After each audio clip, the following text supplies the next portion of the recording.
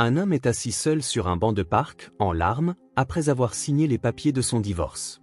Il a perdu sa femme parce qu'il était un bourreau de travail et n'avait jamais de temps pour la famille dont elle rêvait. En ce moment de désespoir absolu, une petite mendiante de 6 ans s'approche et lui murmure « Monsieur, vous n'avez pas besoin de pleurer. Voulez-vous jouer avec moi ?»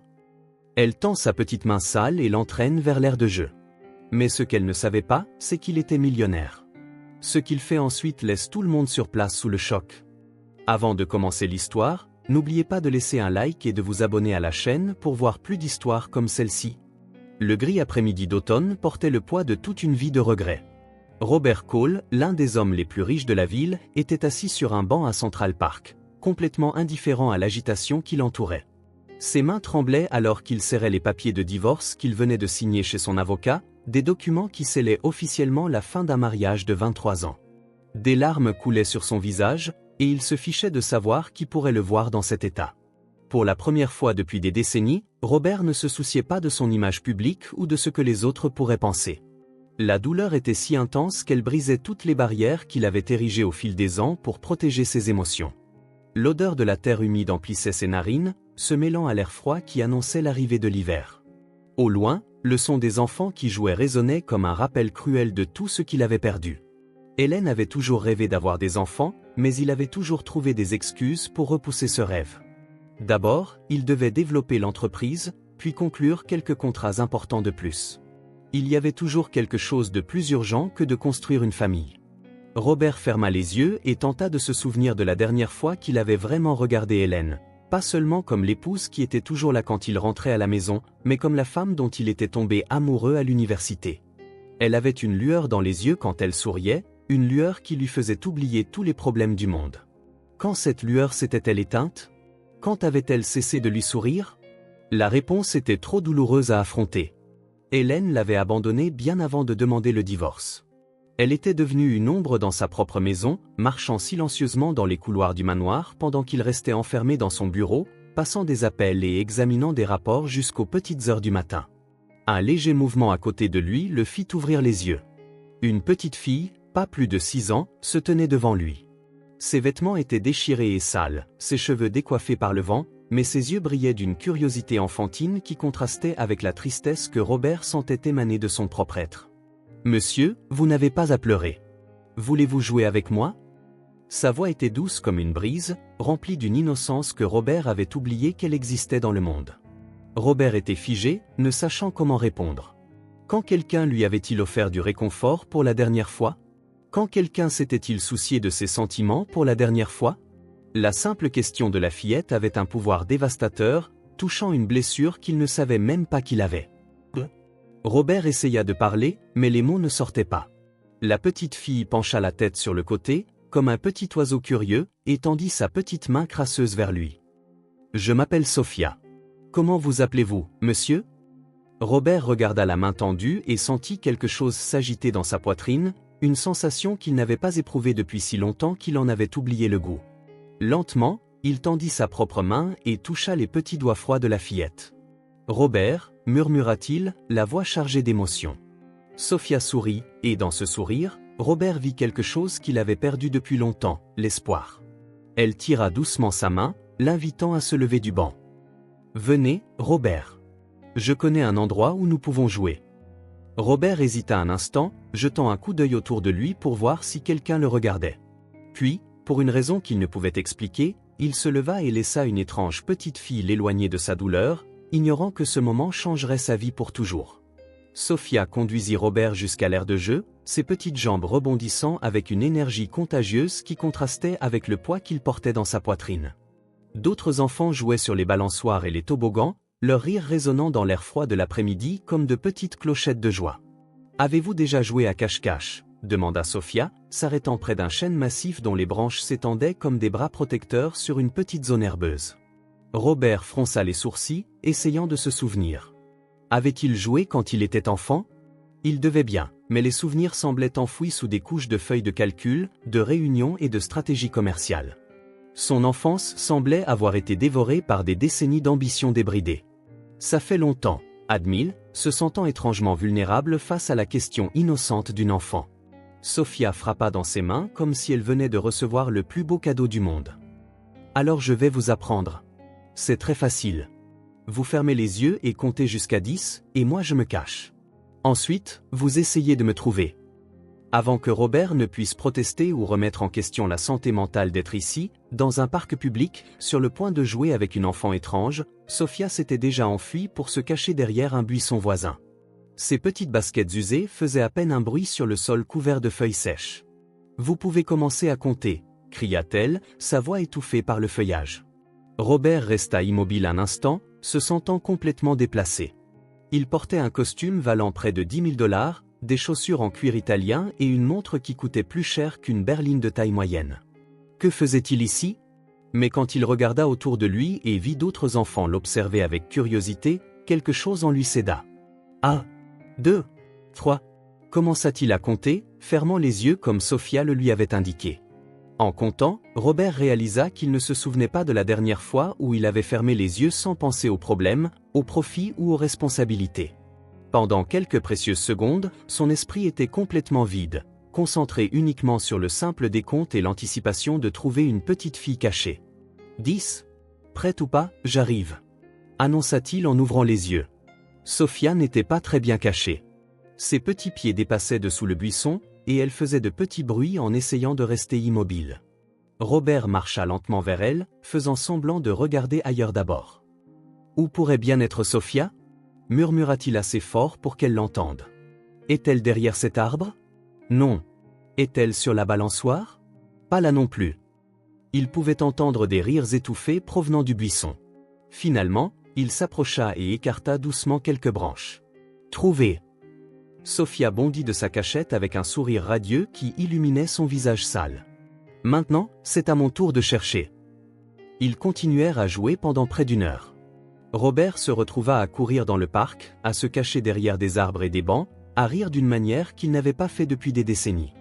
Chaque fois que Sophia le trouvait, elle célébrait comme si elle avait découvert un trésor. Au cours d'une des manches, alors qu'il se cachait derrière une poubelle, Robert remarqua que quelques passants s'étaient arrêtés pour observer la scène. Il reconnut le regard de surprise sur leur visage. Après tout, il était une figure bien connue de la ville, Robert Cole, le magnate de l'immobilier, jouant dans le parc comme un enfant. Pendant un instant, l'ancien Robert faillit refaire surface, inquiet pour sa réputation et ce que les gens penseraient. Mais Sophia le trouva à nouveau, et sa joie authentique balaya toute préoccupation qu'il aurait pu avoir. « Vous êtes très doué pour vous cacher, » dit-elle en lui prenant la main. « On joue à autre chose ?» Robert regarda cette petite fille avec ses vêtements rapiécés et son sourire parfait, et sentit quelque chose qu'il avait complètement oublié, le désir de protéger quelqu'un, juste parce qu'elle méritait d'être protégée. Le soleil commença à se coucher, peignant le ciel de teintes orangées qui se mêlaient aux nuages gris de l'après-midi. Robert et Sophia avaient joué à plusieurs jeux, la marelle, le chat, et même un jeu d'imagination où elle prétendait être une princesse et lui un gentil dragon protégeant son château. Maintenant assis sur le même banc où tout avait commencé, Robert regardait Sophia balancer ses petites jambes tout en mangeant un bâtonnet glacé qu'il avait acheté à un vendeur de rue.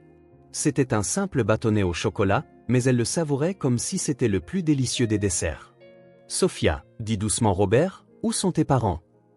La question sortit naturellement, mais il remarqua immédiatement le changement dans l'expression de la fillette. Son sourire s'effaça un peu, et elle cessa de balancer ses jambes. « Je n'ai pas de papa ni de maman, » répondit-elle avec une simplicité dévastatrice, léchant son bâtonnet glacé comme si c'était la chose la plus normale du monde. Robert eut l'impression d'avoir reçu un coup de poing dans l'estomac. « Comment ça, Sophia ? Où habites-tu ? » « J'habite dans différents endroits, » expliqua-t-elle, sa voix conservant son innocence enfantine même en décrivant une réalité si cruelle.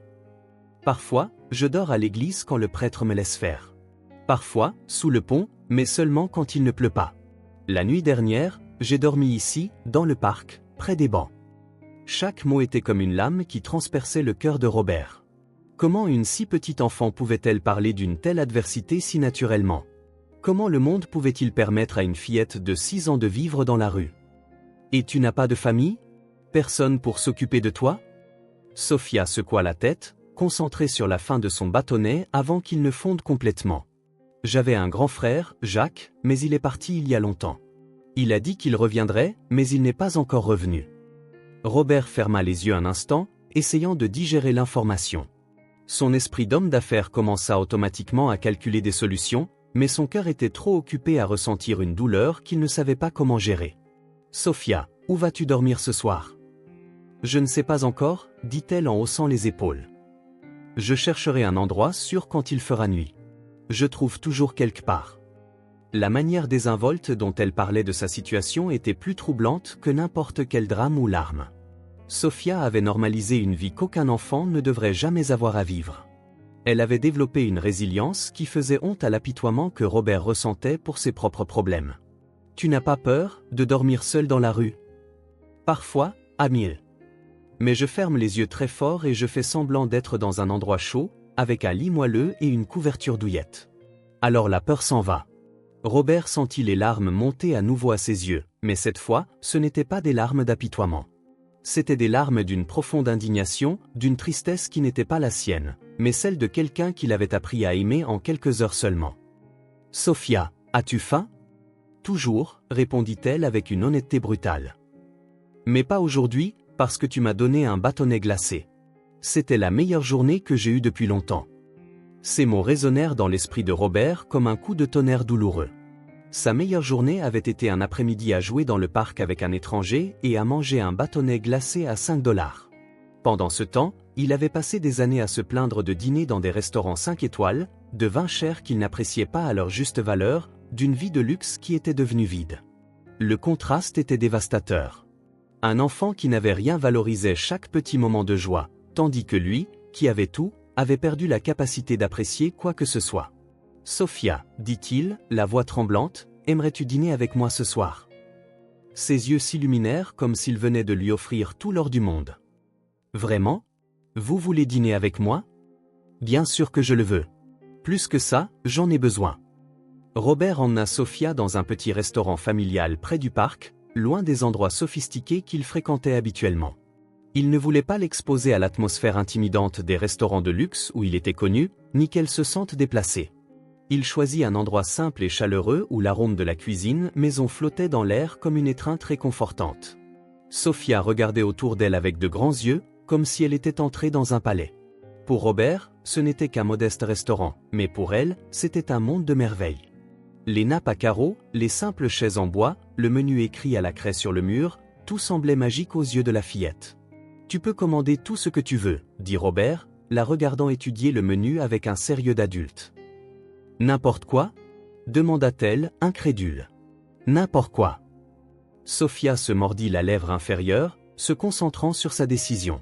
Finalement, elle pointa du doigt l'article le plus simple du menu. « Je veux des macaronis au fromage. Et peut-être un jus d'orange, si ce n'est pas trop demandé. » Robert sentit un pincement au cœur. Même avec la liberté de choisir n'importe quoi, Sophia avait demandé le plat le plus basique, comme si elle ne pensait pas mériter plus. Il se souvint de dîners d'affaires où il avait dépensé plus pour un seul repas que ce que de nombreuses familles gagnaient en un mois. « Que dirais-tu si on prenait ça et un steak ?» suggéra-t-il doucement. « J'ai très faim et je ne veux pas manger seul. » Pendant qu'ils attendaient la nourriture, Sophia lui raconta sa vie avec une honnêteté désarmante. Elle parla de la façon dont elle avait appris à distinguer les adultes sur de ceux à éviter, de l'astuce qu'elle avait développée pour trouver de la nourriture et un abri, de combien son frère aîné, qui avait disparu, lui manquait. Chaque histoire était un coup de poignard dans le cœur de Robert. Cette petite fille, qui n'aurait dû se soucier que de jouets et de dessins animés, avait développé une sagesse de survie qu'il n'avait jamais eu besoin d'apprendre. Elle parlait de solitude, de peur et d'incertitude avec une maturité qui lui brisait le cœur. « Robert, » dit soudain Sophia, « pourquoi pleuriez-vous tout à l'heure ?» La question le prit au dépourvu. Comment pouvait-il expliquer les échecs complexes de sa vie d'adulte à une enfant de 6 ans? Comment pouvait-il parler d'orgueil blessé, d'amour perdu et de regrets qui pesaient comme des montagnes? « J'ai perdu quelqu'un de très important, » dit-il finalement. « Quelqu'un que j'aimais beaucoup mais dont je n'ai pas su prendre soin correctement. » Sophia hocha la tête sérieusement. « C'était votre famille? » « C'est... Je sais ce que c'est de perdre sa famille, » dit-elle en posant sa petite main sur la sienne. « Ça fait très mal, n'est-ce pas ?» Robert regarda cette petite main sale sur la sienne et sentit une connexion qu'il n'avait pas éprouvée depuis des années. « Ça fait très mal, Sophia. Mais te parler fait partir la douleur. » Quand la nourriture arriva, Robert regarda, fasciné, Sophia savourait chaque bouchée comme s'il s'agissait d'un banquet royal. Elle mangeait lentement, appréciant chaque saveur, chaque texture. Elle faisait de petits bruits de satisfaction qui lui rappelaient comment il avait perdu la capacité d'apprécier les choses simples. « C'est bon ?» demanda-t-il. « C'est la meilleure nourriture que j'ai jamais mangée de ma vie », répondit-elle avec une sincérité absolue. Pendant le dîner, Robert commença à réaliser quelque chose de troublant à son sujet.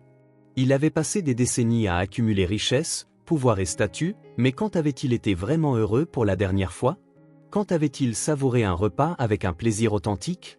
Quand avait-il parlé à quelqu'un sans calculer les avantages ou les stratégies? Sophia, avec son extrême pauvreté matérielle, semblait posséder quelque chose qu'il avait complètement perdu. La capacité de trouver de la joie dans les choses simples, de valoriser les moments de connexion humaine, de vivre dans le présent sans se perdre dans les angoisses du futur ou les regrets du passé. Quand ils eurent fini de manger, Robert ne voulait pas que le moment se termine.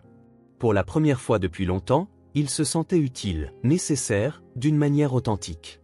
Pas comme le PDG qui devait prendre des décisions importantes, mais comme un être humain qui pouvait offrir du réconfort à un autre être humain.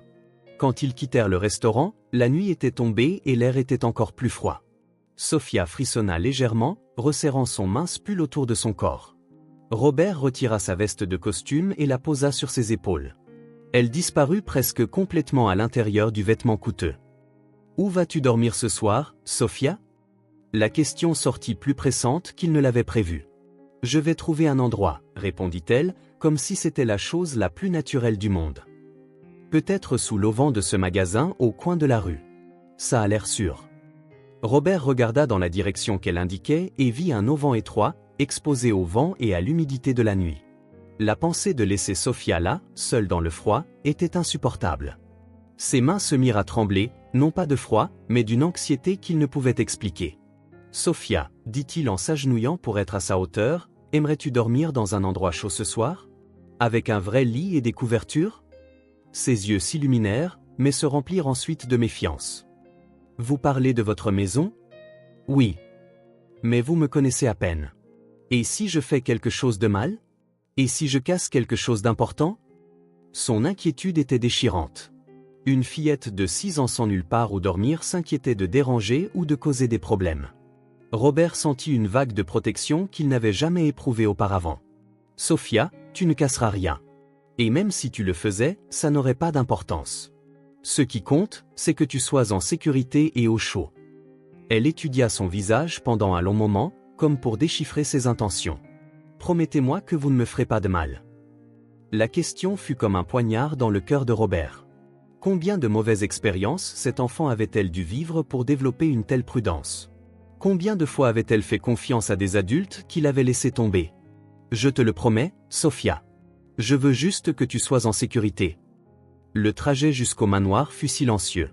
Sophia regardait par la fenêtre de la voiture, fascinée, les lumières de la ville défiler. Robert conduisait lentement, prolongeant les instants avant d'affronter la réalité de sa décision impulsive. Quand ils arrivèrent au manoir, Sophia se tint à l'entrée, bouche bée. La maison, qui pour Robert n'était qu'un symbole vide de son succès, ressemblait à un château à ses yeux. « Vous vivez ici tout seul ?» demanda-t-elle, incrédule. « Oui » répondit Robert, et pour la première fois, il réalisa à quel point ce mot sonnait seul. À l'intérieur, Sophia marchait comme dans un musée, les mains derrière le dos, craignant de toucher quoi que ce soit.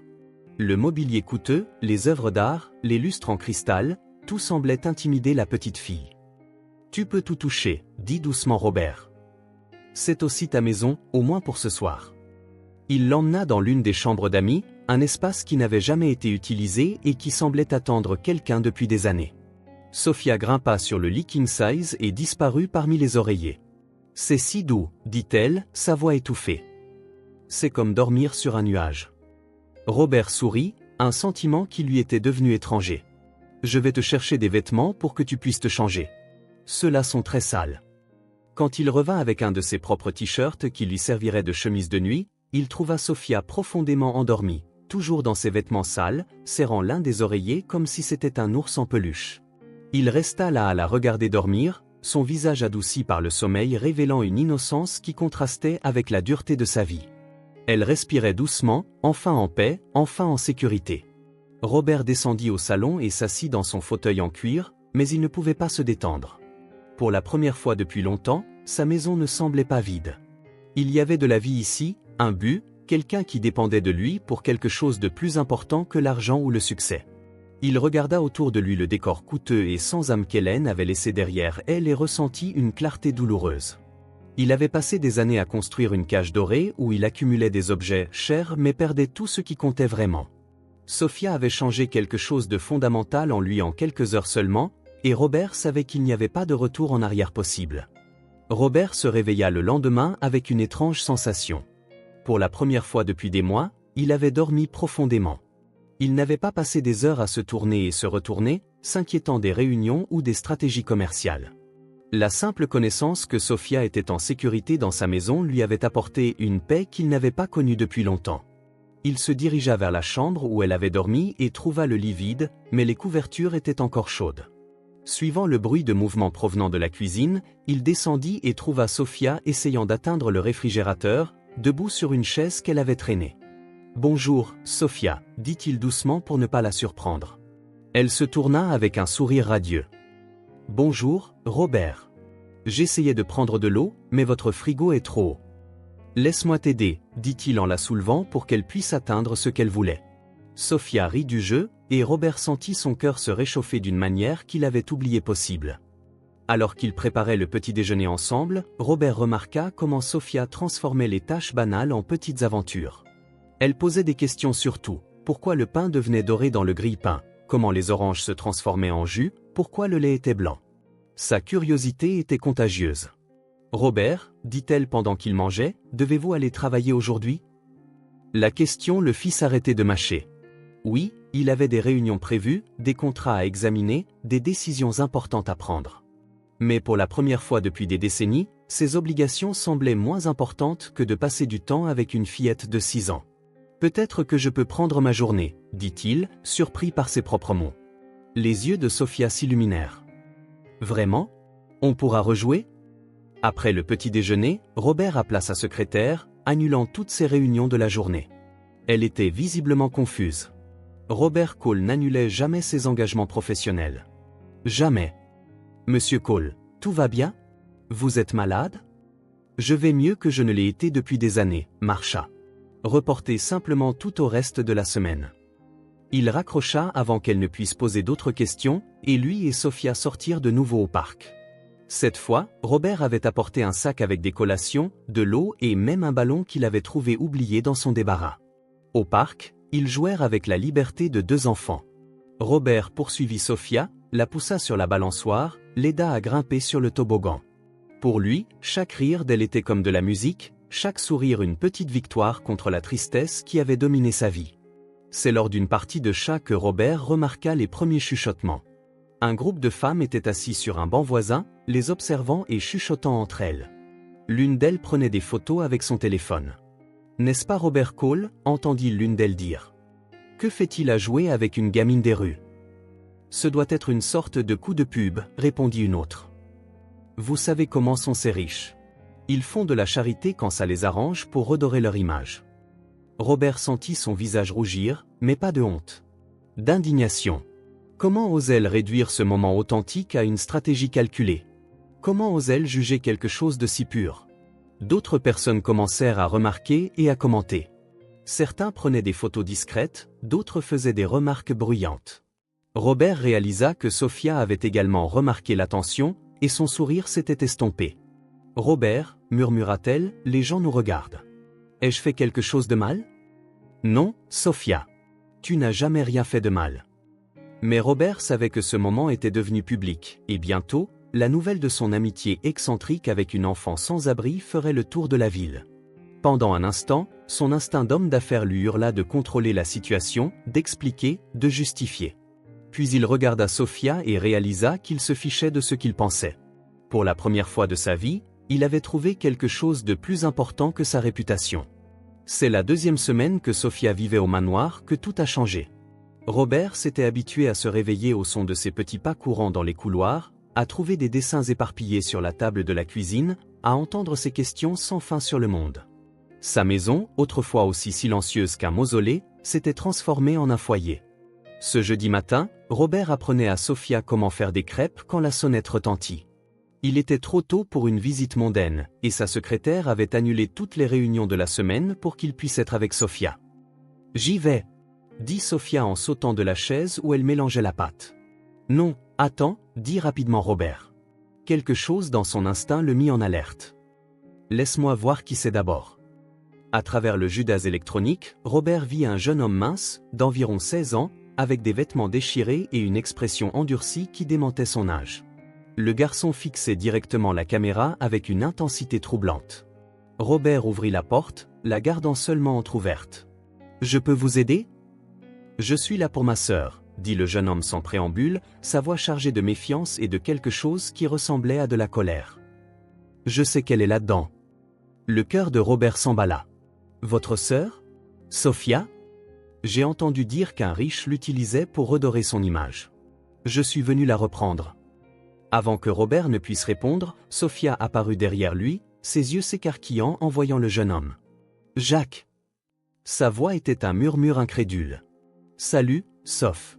Je suis venu te chercher. » Sophia courut vers la porte mais s'arrêta avant de serrer son frère dans ses bras, comme si quelque chose la retenait. « Où étais-tu ? Tu avais dit que tu reviendrais. » « Je travaillais, j'essayais de trouver de l'argent pour nous. Mais maintenant, j'entends dire que tu vis avec ce type. » Jacques foudroya Robert du regard avec une hostilité ouverte. « Je ne sais pas quelles sont vos intentions avec ma sœur, mais elle vient avec moi, maintenant. » Robert sentit une panique qu'il n'avait jamais connue. En 2 semaines, Sophia était devenue plus importante pour lui que n'importe quel contrat commercial, que n'importe quelle réussite de sa vie entière. La pensée de la perdre était insupportable. « Jacques », Robert essaya de garder sa voix calme. « Sophia est en sécurité ici. Elle a de la nourriture, un endroit chaud pour dormir, des soins médicaux si elle en a besoin. »« Et quel est le prix ?» l'interrompit Jacques, les yeux brillants. « Parce que je sais comment vous, les riches, fonctionnez. Rien n'est gratuit. Que voulez-vous en retour ?» L'accusation frappa Robert comme une gifle. « Je ne veux rien en retour. Je veux juste qu'elle aille bien. » « Bien sûr, » rit amèrement Jacques. « Un millionnaire décide de devenir un saint du jour au lendemain. Vous essayez sûrement de redorer votre blason après le divorce, n'est-ce pas ? Je l'ai vu dans les journaux. » Sophia regardait les 2 hommes, la confusion lisible sur son visage. « Jacques, Robert est gentil avec moi. Il ne me fait pas de mal. Il prend soin de moi. Sophia, tu es trop petite pour comprendre ces choses. Allons-y, maintenant. »« Non !» cria Sophia, les surprenant tous les 2. « Je ne veux pas partir. Pour la première fois de ma vie, je n'ai pas faim, je n'ai pas froid, je n'ai pas peur. Pourquoi veux-tu m'emmener loin de ça ?» Jacques eut l'air d'avoir reçu un coup de poing. « Parce que je suis ton frère.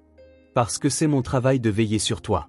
Parce que ta place est avec moi, pas avec un étranger. » Robert vit la douleur dans les yeux du garçon et comprit quelque chose de crucial.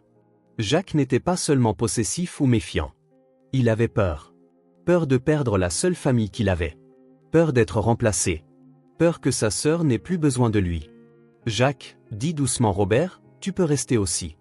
Il y a assez de place pour nous tous. » L'offre prit Jacques au dépourvu. Il regarda Robert comme s'il cherchait le piège, l'arrière-pensée, la manipulation. Mais tout ce qu'il vit, c'est un homme désespéré de ne pas perdre une petite fille qui était devenue sa famille. « Je n'ai pas besoin de votre charité, » dit Jacques, mais sa voix avait perdu un peu de son tranchant. « Ce n'est pas de la charité. C'est la famille. » Le mot flotta dans l'air comme une promesse et une menace, lourd de possibilités que personne ne savait comment gérer. Jacques finit par rester, mais sa présence attira une attention que Robert n'avait pas anticipée. Le jeune homme avait accepté une chambre dans le manoir mais maintenait une distance hostile, observant chaque mouvement de Robert avec méfiance, comme un animal sauvage prêt à bondir si nécessaire. Les premiers jours, Jacques parlait à peine à Robert, ne communiquant que par l'intermédiaire de Sophia. Quand Robert lui offrait de la nourriture, Jacques répondait par un merci sec, comme si les mots lui causaient une douleur physique. Quand Robert essayait de l'inclure dans des jeux avec Sophia, Jacques déclinait et se retirait dans sa chambre. « Il ne te fait pas confiance », expliqua Sophia un après-midi alors qu'ils assemblaient un puzzle dans le salon. Jacques dit que les gens riches veulent toujours quelque chose en retour. Robert soupira, essayant d'ajuster une pièce qui semblait n'avoir aucune place. « Et toi, tu me fais confiance ?» Sophia le regarda avec ce sérieux déconcertant qu'elle avait développé bien trop tôt. Je te fais confiance. Tu aurais pu me faire du mal de nombreuses fois, mais tu ne l'as jamais fait. Tu aurais pu me renvoyer quand tu as découvert que je n'avais pas de famille, mais tu m'as laissé rester. Tu es différent. Différent comment? Tu me regardes comme si j'avais de l'importance. La plupart des gens me regardent comme si j'étais invisible. Cette nuit-là, Robert trouva Jacques dans la cuisine, mangeant silencieusement un sandwich. C'était la première fois qu'ils étaient seuls depuis l'arrivée du jeune homme. Jacques, dit doucement Robert, pouvons-nous parler? Jacques arrêta de mâcher mais ne répondit pas. Je sais que tu ne me fais pas confiance. Je sais que tu penses que j'ai des arrière-pensées avec Sophia. Mais j'ai besoin que tu comprennes quelque chose. Ta sœur m'a sauvé la vie. Jacques rit amèrement. C'est ça, une fillette de 6 ans a sauvé un millionnaire. C'est vrai. Quand je l'ai trouvée, j'étais au plus bas de ma vie. J'avais perdu ma femme, ma famille, mon but. Sophia m'a donné une raison de vivre à nouveau. Et quelle est cette raison? Robert hésita, cherchant des mots pour des sentiments qu'il apprenait encore à reconnaître. Être nécessaire.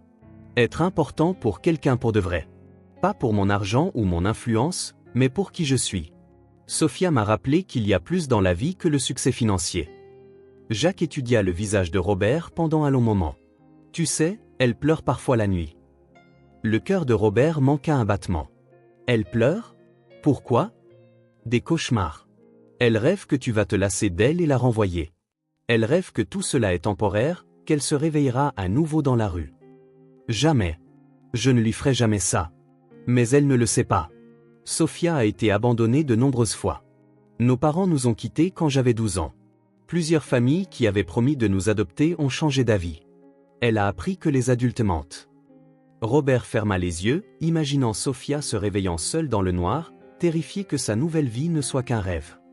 Que puis-je faire pour qu'elle sache que je suis là pour rester? Jacques le regarda avec curiosité. Pourquoi est-ce si important pour toi? Parce que pour la première fois en 45 ans, j'ai l'impression que ma vie a un vrai but. Parce que quand je regarde Sophia, je vois la chance d'être l'homme que j'aurais toujours dû être. Parce que je l'aime comme si elle était ma propre fille. Les mots sortirent sans filtre, bruts et honnêtes. Jacques resta silencieux un long moment, digérant ce qu'il venait d'entendre. Tu sais, dit finalement Jacques, Sophia parle de toi tout le temps. Robert m'a appris ça. Robert a dit que... Elle n'a jamais parlé de quelqu'un comme ça avant. Et toi, qu'est-ce que tu en penses? Jacques soupira profondément. J'ai peur. Sophia est tout ce que j'ai au monde. Si je la perds, tu ne la perdras pas. Mais peut-être que tu pourrais gagner une plus grande famille. Jacques regarda Robert avec une vulnérabilité qu'il essayait de cacher derrière son hostilité. Tu veux vraiment que nous restions tous les deux? Plus que tout. La 3e semaine apporta une complication que Robert n'avait pas anticipée. C'était un lundi matin lorsque 2 femmes en tailleurs austères sonnèrent à la porte, portant des mallettes et des expressions sérieuses qui mirent immédiatement Robert en alerte. « Monsieur Robert Cole ?» demanda la femme la plus âgée, montrant une carte d'identité officielle. « Je suis le docteur Carmen Wallace, des services de protection de l'enfance, et voici ma collègue, le docteur Anna Reed. Nous avons reçu des signalements concernant des mineurs non accompagnés résidant à votre propriété. » Le monde de Robert sembla s'effondrer. Sophia et Jacques étaient dans le salon, regardant des dessins animés, inconscients de la tempête qui se préparait. Robert essaya de rester calme, mais ses mains se mirent à trembler. « Des signalements ?» réussit-il à demander. « Plusieurs signalements anonymes alléguant que vous gardez 2 enfants en situation irrégulière.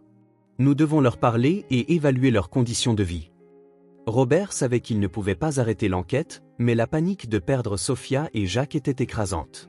« Bien sûr. Ils sont dans le salon. Mais je dois préciser que... » Monsieur Cole, l'interrompit le docteur Wallace, « nous comprenons que vos intentions puissent être bonnes, mais il existe des protocoles légaux pour la protection des mineurs. Les enfants ne peuvent pas simplement vivre avec des adultes sans les procédures appropriées. » Lorsque les assistantes sociales entrèrent dans le salon, Sophia se cacha instinctivement derrière Robert, tandis que Jacques se leva, tendu et sur la défensive. Le cœur de Robert se brisa en voyant la peur dans les yeux de Sophia. « Sophia, Jacques, dit le docteur Reed d'une voix douce. Nous sommes des services de protection de l'enfance. Nous sommes venus vous parler pour nous assurer que vous êtes en sécurité et bien soignés. On ne veut pas partir, dit immédiatement Sophia en s'accrochant à la jambe de Robert. Robert s'occupe bien de nous. Personne n'a dit que vous partiez, ma chérie. Nous voulons juste poser quelques questions. Les 2 heures suivantes furent les plus longues de la vie de Robert.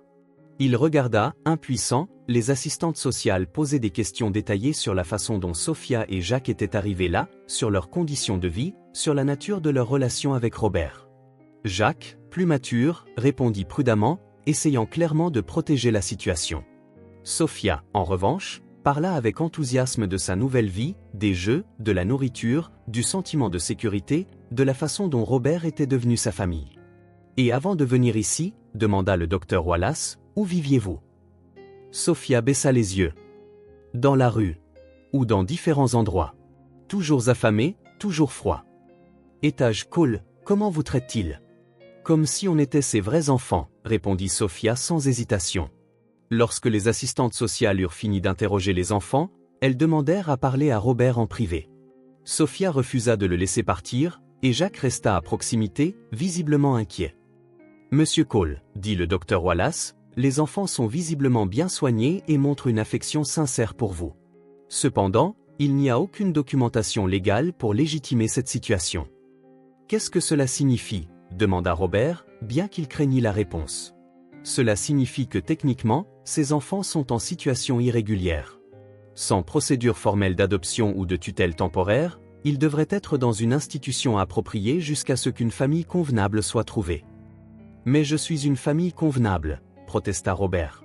« Ils sont heureux ici. En sécurité. Aimés. Nous comprenons cela, monsieur, mais il y a des protocoles. Nous devons nous assurer que vous avez passé des vérifications d'antécédents, des évaluations psychologiques, des cours préparatoires. »« Combien de temps cela prendrait-il » demanda Jacques, parlant pour la première fois. « Le processus complet peut prendre de 6 mois à 2 ans. » Sophia se mit à pleurer, comprenant, même sans tout saisir, que sa nouvelle famille était menacée. Robert la prit dans ses bras, sentant sa propre voix trembler. « Et d'ici là » ? « D'ici là, les enfants devraient rester dans une institution appropriée. Un foyer. » Robert eut l'impression que le sol se dérobait sous ses pieds. Après avoir trouvé un but, une famille, une raison de vivre, tout pouvait lui être enlevé par la bureaucratie et les procédures. « S'il vous plaît, murmura-t-il, ne brisez pas notre famille. » La 4e semaine, alors que Robert pensait que les choses ne pouvaient pas être plus compliquées, Hélène est apparue. Il était dans le jardin, jouant au football avec Sophia et Jacques, quand il entendit le son familier du moteur de sa voiture dans l'allée. Son cœur s'arrêta un instant. Hélène sortit de la voiture avec l'élégance qui l'avait toujours caractérisée, mais il y avait quelque chose de différent dans sa posture. Elle était plus mince, avec des cernes sous les yeux que son maquillage ne pouvait pas complètement cacher. Quand ses yeux rencontrèrent ceux de Robert, il vit un mélange complexe d'émotions qu'il ne pouvait déchiffrer. « Robert ?» Sophia courut vers lui, ne remarquant pas la tension qui s'était installée dans l'air. « Qui est cette jolie dame ?» Robert déglutit difficilement. « Sophia, Jacques, voici Hélène. »« C'était ma femme. » Hélène s'approcha lentement, étudiant les 2 enfants avec une expression que Robert ne pouvait interpréter. Il y avait de la curiosité, mais aussi quelque chose qui ressemblait à de la douleur. « Alors ce sont les fameux enfants qui font tant de bruit dans les médias, » dit Hélène, sa voix soigneusement neutre. « Hélène, » commença Robert, « ce n'est pas un coup de pub ou... » « Je sais, » l'interrompit-elle doucement. « J'ai vu les photos, lu les articles. J'ai aussi parlé à quelques personnes qui vous ont vu ensemble dans le parc. » Elle fit une pause, regardant directement Sophia. « Tu joues vraiment avec lui ?» Sophia hocha la tête avec enthousiasme. « Robert est le meilleur pour jouer. Il m'a appris à faire de la balançoire, à faire des châteaux de sable et même à faire des crêpes. » Hélène regarda Robert avec une surprise authentique. « Seulement des crêpes ? Tu ne savais même pas faire frire un œuf quand nous étions mariés. »« J'ai appris, » dit simplement Robert. « Sophia m'a appris beaucoup de choses. » Jacques resta silencieux, observant l'interaction avec la prudence qu'il avait développée envers les adultes. Robert pouvait dire que le jeune homme se préparait à protéger Sophia si nécessaire. « Robert, » dit Hélène, « pouvons-nous parler en privé ?» Ils se dirigèrent vers le porche, laissant les enfants jouer dans le jardin sous l'œil vigilant de Jacques. Hélène s'appuya contre la balustrade, regardant Sophia qui riait en essayant de jongler avec le ballon de football. « Pourquoi es-tu revenu » demanda Robert, incapable de cacher l'espoir dans sa voix. Parce que j'avais besoin de le voir de mes propres yeux, répondit Hélène. Quand j'ai entendu les histoires pour la première fois, j'ai pensé que c'était une sorte de stratagème marketing pour redorer ton image après le divorce. Mais ensuite, Hélène se tourna pour lui faire face. Ensuite, j'ai commencé à recevoir des rapports de gens qui vous voyaient ensemble. Ils disaient des choses qui n'avaient pas de sens pour le Robert que je connaissais. Que tu riais, que tu jouais, que tu semblais heureux. Robert sentit une oppression dans sa poitrine. Et ça t'a dérangé. Ça m'a dévasté, admit Hélène, les larmes montant à ses yeux. Parce que j'ai réalisé qu'une fillette de 6 ans avait réussi à faire ce que j'ai essayé de faire pendant 23 ans, te rendre à nouveau humain. Les mots frappèrent Robert comme un coup de poing. Hélène, je sais. Elle leva la main. Laisse-moi finir. J'ai observé de loin comment tu te transformais en quelqu'un que je ne reconnaissais pas. Je t'ai vu devenir attentionné, présent. Je t'ai vu prioriser autre chose que le travail. Et ça m'a fait mal, Robert. Ça m'a fait mal parce que ça m'a fait me demander si j'avais eu tort d'abandonner notre couple. Robert resta silencieux, digérant ses paroles. Sophia courut vers le porche à ce moment-là, interrompant la conversation tendue. Robert, Jacques dit qu'il va pleuvoir. On peut faire des biscuits à l'intérieur? Elle regarda Hélène avec curiosité. Tu veux faire des biscuits avec nous, maman? Hélène regarda la petite fille, puis Robert, et quelque chose dans son expression s'adoucit. Je ne sais pas faire de biscuits. Je vais t'apprendre, dit Sophia avec enthousiasme, prenant la main d'Hélène. C'est très facile. Robert ne savait pas non plus, mais maintenant il fait les meilleurs biscuits du monde. Alors que Sophia entraînait Hélène vers la cuisine, Robert resta sur le porche, regardant son ex-femme se laisser emmener par une enfant qui avait tout changé dans sa vie. Pendant un instant, il osa imaginer une possibilité qui semblait impossible. Et si Sophia pouvait sauver non seulement sa vie, mais aussi son mariage? L'après-midi dans la cuisine fut surréaliste. Robert regarda Hélène essayer de suivre les instructions enthousiastes de Sophia pour faire des biscuits aux pépites de chocolat, ses mains élégantes peinant avec la pâte collante. C'était une scène dont il avait rêvé des milliers de fois pendant leur mariage, Hélène interagissant avec un enfant, leur maison remplie de rires enfantins. Non, pas comme ça, rit Sophia, montrant à Hélène comment mélanger les ingrédients. Il faut le faire avec amour, sinon les biscuits seront tristes. Hélène sourit sincèrement pour la première fois depuis son arrivée. Les biscuits deviennent tristes? Bien sûr. Robert m'a appris que la nourriture peut sentir quand on la fait avec amour. C'est pour ça que tout ce qu'il cuisine est délicieux. Robert sentit le regard d'Hélène sur lui, par-dessus la tête de Sophia, une expression indescriptible dans les yeux. Pendant leur mariage, elle l'avait supplié de cuisiner avec elle, de participer davantage aux activités domestiques. Il avait toujours refusé, disant qu'il n'avait pas le temps pour ce genre de choses. Quand les biscuits furent au four, Sophia courut au jardin pour trouver Jacques, laissant Hélène et Robert seuls dans la cuisine pour la première fois depuis des mois. Elle a raison pour la nourriture, dit doucement Hélène. On peut sentir la différence. Hélène, commença Robert, mais elle l'interrompit. Robert, je dois te poser des questions difficiles, et j'ai besoin que tu sois complètement honnête avec moi. Il hocha la tête, se préparant à ce qui allait suivre. Ces enfants, ce n'est pas pour me prouver quelque chose, n'est-ce pas? Ce n'est pas une tentative de me montrer que tu as changé pour me reconquérir? La question était directe et douloureuse. Robert prit un moment avant de répondre. Non. Quand j'ai trouvé Sophia, je ne pensais même pas que tu reviendrais. Je pensais seulement à quel point ma vie était devenue vide. Elle m'a sauvé, Hélène. Elle m'a littéralement sauvé. Sauvé? Comment? Robert s'appuya contre le comptoir, cherchant les mots justes. Ce jour-là, dans le parc, quand j'ai signé les papiers du divorce, j'avais l'intention de, je pensais en finir. Je ne voyais plus aucun intérêt à continuer de vivre une vie si vide. Hélène porta la main à sa bouche, horrifiée. Robert. Sophia est apparue au moment exact où j'avais le plus besoin d'espoir. Elle m'a rappelé qu'il y a de la bonté dans le monde, qu'il y a de l'amour inconditionnel, qu'il y a un but au-delà de l'accumulation d'argent. Des larmes coulaient sur le visage d'Hélène. Et maintenant, que veux-tu? Maintenant, je veux être le père que Sophia et Jacques méritent. Je veux utiliser ma vie pour les protéger, les aimer, être l'homme en qui une fillette de 6 ans a vu un potentiel. Et moi? Où est-ce que je m'insère là-dedans? Robert plongea son regard dans celui d'Hélène. Ça, c'est à toi de décider. Je t'aime, Hélène. Je t'ai toujours aimé. Mais je ne peux pas retourner à celui que j'étais. Je ne peux pas abandonner Sophia et Jacques pour quoi que ce soit ou qui que ce soit. Ils sont ma famille maintenant. Même si cela signifie perdre toute chance de me reconquérir. Même alors. Hélène resta silencieuse un long moment, digérant ses paroles. Quand elle parla enfin, sa voix était chargée d'émotion. Tu sais quelle est l'ironie cruelle de tout ça, Robert? J'ai toujours voulu des enfants. J'ai toujours rêvé de te voir jouer avec nos enfants, d'avoir une vraie famille. Et maintenant, tu as ça, avec des enfants qui ne sont pas biologiquement les tiens. Elle. Mais voilà ce qui fait le plus mal, continua-t-elle, les larmes coulant librement. En te regardant avec Sophia aujourd'hui, en voyant comment tu la regardes avec tant d'amour, comment tu te consacres entièrement à elle, j'ai enfin revu l'homme dont je suis tombée amoureuse à l'université. L'homme que je pensais avoir perdu pour toujours. Robert tendit la main avec hésitation et Hélène la prit. La question est, murmura-t-elle, est-il trop tard pour nous? Une famille que nous n'avions pas prévue peut-elle devenir la famille dont nous avons toujours rêvé? Avant que Robert ne puisse répondre, Sophia fit irruption dans la cuisine. Les biscuits sont prêts. Allons tous les manger ensemble. Alors qu'elle les entraînait vers le four, ni Robert ni Hélène ne manquèrent la signification de ces mots, tous ensemble. La 5e semaine amena la crise que Robert craignait depuis le premier jour. Sophia se réveilla aux petites heures du mardi matin avec une forte fièvre et des difficultés à respirer. Robert la trouva dans sa chambre, pâle et grelottante, les lèvres d'une couleur bleutée qui le remplit de panique.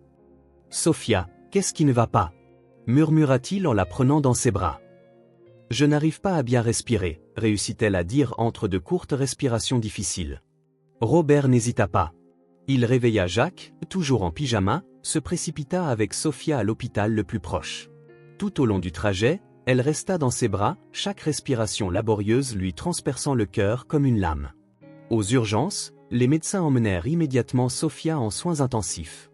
Robert faisait les 100 pas dans la salle d'attente comme un animal en cage, tandis que Jacques était assis en silence, les poings serrés d'inquiétude. Monsieur Cole s'approcha un jeune médecin après 2 heures qui parurent une éternité. « Je suis le docteur Patricia. Je me suis occupé de Sophia. Comment va-t-elle » demanda Robert, la voix angoissée. « Elle a une malformation cardiaque congénitale qui est probablement passée inaperçue en raison d'un manque de soins médicaux réguliers. C'est grave, mais traitable. » Les jambes de Robert devinrent faibles. « Traitable ? Comment ? Elle a besoin d'une chirurgie cardiaque. C'est une procédure complexe, mais elle a un taux de réussite élevé. Sans la chirurgie ? » Le médecin hésita. Sans la chirurgie, quoi ? Son état s'aggravera progressivement, monsieur Cole. Elle a besoin de cette chirurgie d'ici 2 semaines, au plus. Alors nous ferons la chirurgie. Quoi qu'il en coûte. L'argent n'est pas un problème. Le médecin échangea un regard avec l'infirmière à côté d'elle. Monsieur Cole, il y a un problème juridique. Pour autoriser une chirurgie de cette ampleur sur une mineure, nous avons besoin du consentement des parents ou des tuteurs légaux. Robert sentit le monde s'écrouler. Mais je suis responsable d'elle. Elle vit avec moi. Monsieur, je comprends la situation, mais légalement, vous n'avez pas sa garde formelle. Sans papier d'adoption ou de tutelle temporaire. Mais cela pourrait prendre des mois, cria Robert, attirant les regards des autres familles dans la salle d'attente. Sophia n'a pas des mois. Jacques se leva, s'approchant d'eux. Et si je signe ? Je suis son frère aîné. Le médecin secoua doucement la tête. Vous êtes mineur aussi, Jacques. Nous aurions besoin d'un adulte légalement responsable. Robert passa ses mains dans ses cheveux, désespéré. Que se passe-t-il si nous ne pouvons pas régler ça ? L'hôpital sera obligé de transférer Sophia sous la garde de l'État jusqu'à ce que la situation juridique soit résolue. Ce sont eux qui décideront de son traitement. Non, explosa Robert. Vous ne me l'enlèverez pas. Pas maintenant, alors qu'elle a le plus besoin de moi. 2 heures plus tard, Hélène arriva à l'hôpital. Robert l'avait appelée en désespoir de cause, ne sachant plus vers qui se tourner. Elle entra dans la salle d'attente pour trouver Robert assis par terre, appuyé contre le mur, avec Jacques à côté de lui, tous deux l'air dévastés. « Comment va-t-elle » demanda Hélène en s'agenouillant à côté de Robert. « Elle a besoin d'une chirurgie cardiaque, mais il ne me laisse pas l'autoriser parce que légalement, je ne suis rien pour elle. Hélène, il pourrait me l'enlever. Hélène regarda l'homme qui avait été son mari pendant plus de 2 décennies, le voyant plus brisé que jamais, plus vulnérable qu'il ne s'était jamais permis de l'être. « Robert, dit-elle doucement, es-tu prêt à tout faire pour sauver Sophia ? Tout. Même si cela signifie exposer toute notre vie privée, nos échecs, notre histoire pour obtenir la garde d'urgence ?» Robert la regarda, confus. « Je dis que peut-être, si nous nous remarions, si nous nous présentons comme un couple stable cherchant à adopter, le processus pourrait être accéléré. C'est un pari risqué, mais... » Robert soutint son regard. « Tu ferais ça ? Pour Sophia ? Je le ferai pour Sophia. Et peut-être pour nous aussi. Hélène, es-tu sûre ? Cela changerait tout. » Elle regarda à travers la vitre de la chambre de Sophia, où la petite fille gisait, connectée à des machines, puis de nouveau vers Robert. « Notre famille est dans ce lit, Robert. Allons nous battre pour elle. » Les 5 jours suivants furent un tourbillon de paperasse, d'avocats, d'audiences d'urgence et d'appels téléphoniques désespérés. Robert et Hélène se remarièrent lors d'une cérémonie civile rapide à l'hôpital même, avec Jacques comme témoin et Sophia endormie sous sédation à quelques mètres de là. « Ce n'est pas exactement comme ça que j'imaginais notre deuxième mariage, » murmura Hélène en signant les documents. « C'est plus important que n'importe quel rêve, » répondit Robert en lui tenant la main. Le juge qui examina le cas d'urgence fut ému par leur histoire. Robert avait utilisé toute son influence, mais plus que ça, il avait ouvert son cœur complètement, expliquant à quiconque voulait l'écouter comment Sophia l'avait sauvé, comment Jacques était devenu le fils qu'il n'avait jamais eu, comment cette famille improbable était devenue la chose la plus réelle de sa vie. « Monsieur et Madame Cole, dit le juge lors de l'audience, c'est une situation très irrégulière. Cependant, compte tenu de l'urgence médicale et des preuves évidentes du bien-être des enfants sous votre garde, j'accorde la garde temporaire d'urgence afin que vous puissiez autoriser le traitement médical nécessaire. » Robert sentit ses jambes presque flancher de soulagement. La chirurgie de Sophia dura 8 heures. Robert, Hélène et Jacques se relayèrent dans la salle d'attente, incapables de manger, incapables de penser à autre chose qu'à la petite fille qui se battait pour sa vie. Pendant ces heures, quelque chose de magique se produisit entre Robert et Hélène. Ils se redécouvrirent, non pas comme le couple qu'ils avaient été, mais comme les parents qu'ils devenaient. « Tu te souviens quand on rêvait d'avoir des enfants ?» murmura Hélène pendant la 5e heure d'attente. « J'avais si peur de ne pas être un bon père, » admit Robert. « Et l'ironie, c'est qu'il a fallu un enfant qui était déjà là pour m'apprendre à être un père. Et pour m'apprendre à être une mère, » ajouta Hélène, les larmes aux yeux. Quand le chirurgien apparut enfin, épuisé mais souriant, Robert sentit son cœur recommencer à battre. La chirurgie a été un succès. Sophia est une petite fille très forte. Elle aura besoin de quelques semaines pour se rétablir, mais elle devrait mener une vie tout à fait normale. Robert serra Hélène et Jacques dans ses bras en même temps, tous les 3 pleurant de soulagement et de joie. Pendant les 2 semaines de convalescence à l'hôpital, une nouvelle famille prit forme. Hélène passait des journées entières à lire à Sophia, à lui vernir les ongles et à lui tresser les cheveux, toutes les choses qu'elle avait rêvé de faire avec une fille. Jacques, initialement méfiant envers Hélène, s'ouvrit progressivement en voyant le soin sincère qu'elle portait à sa sœur. « Tu vas vraiment rester dans les parages ?» demanda Jacques à Hélène un après-midi, alors que Sophia dormait et que Robert était parti chercher du café. « Pour toujours, promit Hélène. Sophia m'a appris quelque chose d'important. Parfois, la famille que l'on choisit est plus forte que la famille dans laquelle on est. Et tu ne vas plus te disputer avec Robert ? » Hélène sourit en pensant à quel point Robert avait changé. « Nous sommes encore en désaccord parfois, mais maintenant nous savons ce qui est vraiment important. Avant, nous nous disputions pour l'argent, les horaires de travail. Maintenant, notre seule préoccupation est de nous assurer que vous, toi et Sophia, êtes heureux et en sécurité. » Quand Sophia fut enfin sortie de l'hôpital, elle courut dans le manoir comme si elle le voyait pour la première fois. Mais quelque chose était différent. Les affaires d'Hélène étaient revenues, des photos de famille étaient apparues sur les tables, et la maison avait une atmosphère chaleureuse et habitée. C'était devenu un foyer. « Robert, » dit Sophia ce premier soir, se blottissant dans le lit entre lui et Hélène, « est-ce que toi et Hélène allez être mon papa et ma maman pour toujours ?» Robert regarda Hélène par-dessus la tête de Sophia, tous deux comprenant le poids de cette question. « Si tu veux bien de nous, mon amour, » dit doucement Hélène. « Plus que tout au monde, » murmura Sophia. Cette nuit-là, alors que Robert écoutait Hélène fredonner une berceuse à Sophia, avec la respiration calme de Jacques venant de la chambre voisine, il réalisa que perdre tout ce qu'il pensait important l'avait conduit à tout ce qui comptait vraiment. Sophia n'avait pas seulement sauvé sa vie, elle avait sauvé sa capacité à aimer, à être vulnérable, à choisir la famille plutôt que l'ambition. Elle leur avait donné, à lui et à Hélène, une seconde chance, non seulement pour leur mariage, mais pour devenir les personnes qu'ils étaient toujours censés être. 6 semaines après cette rencontre fatidique dans le parc, Robert se retrouva sur le même banc où tout avait commencé. Mais cette fois, il n'était pas seul et désespéré. Sophia courait dans l'aire de jeu avec une énergie renouvelée, son cœur réparé lui permettant de jouer comme n'importe quelle fillette de 6 ans le devrait. Jacques apprenait aux plus jeunes à jouer au football, ayant trouvé son propre sens du but en aidant les autres. Hélène poussait Sophia sur la balançoire, leur rire résonnant dans l'air comme une chanson que Robert avait oublié qu'elle existait. En les regardant ensemble, il n'arrivait toujours pas à croire à quel point sa vie avait changé radicalement. La femme qu'il avait perdue par négligence était maintenant de retour, non pas comme l'épouse qu'il tenait pour acquise, mais comme une véritable partenaire dans la construction d'une famille à laquelle aucun d'eux ne s'était attendu.